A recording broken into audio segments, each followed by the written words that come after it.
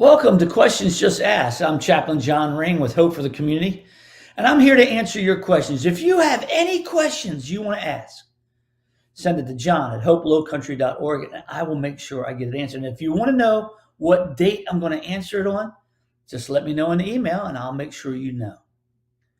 Hey, here it is, October, and I have one question for you. I often wonder, why can't I wear white after Labor Day? Obviously, I'm wearing white after Labor Day. You want to know why? I don't care. I could care less in fashion statements. In fact, I'm probably the worst dressed person in the world. Hey, but you didn't come on to hear me wander around with all my craziness. You want a question asked. So here's the question for the day. Does science and faith work against each other? That's a good question. This comes from sort of like the Dan Brown question I brought up last week, because Dan Brown believes in science and that it battles faith.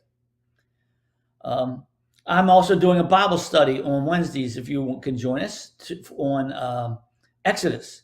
And there's no archaeological proof that the Israelites left Egypt in the Exodus story. There's no archaeological evidence at all. There's not even any archaeological evidence necessary that Moses lived. So archaeology is part of science. Does that make the story untrue? No, not at all. I actually believe that what happens in regards to faith and science is your faith will dictate your science, but your science will not dictate your faith. It's called presuppositional thought. If I believe in Jesus and I believe in the Bible, then I'm going to look at science from that concept.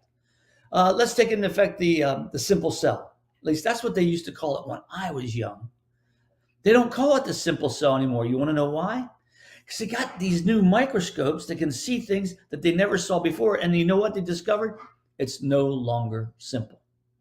I've been told, I don't know how true it is, that many scientists are now believing in at least a superior being. I call it God, because the more they discover, in fact, just recently, that new telescope they put into space took a picture of deep space, and the scientists are confused as to what they're seeing. They're confused because they thought they'd see a young universe so far away in this, but they're not. They're seeing an old universe.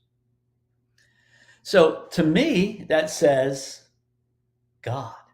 Now, the scientists who aren't necessarily believers in God or Jesus Christ are going to rumble around and say, nah, it doesn't prove it. We just haven't figured out what it's proven. So really what determines whether you believe science or faith is your presuppositional thought, is your baseline belief system before you even take into effect the science and the faith. There's this show called something about the Curse of Oak Island. And they're sending a camera down to take a picture down underneath Oak Island that they're going to find this hidden vault. Well, they believe there's something really there. Is there or not? Well, the science might prove it, but they're still not going to know what or how anything ever got there.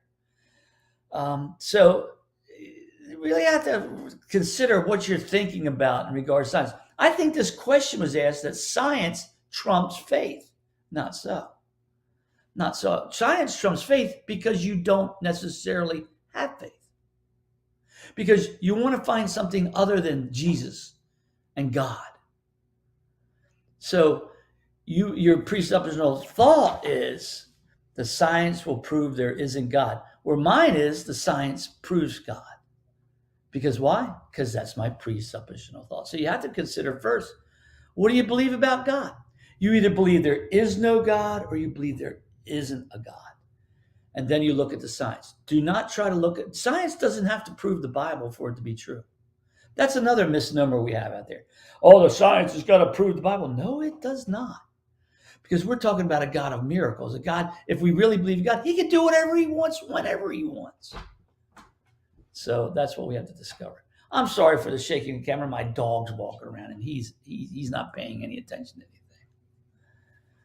So that's my answer for today. I think they actually work together. I believe they work together because I believe in God first. And now let's see what the science has to say.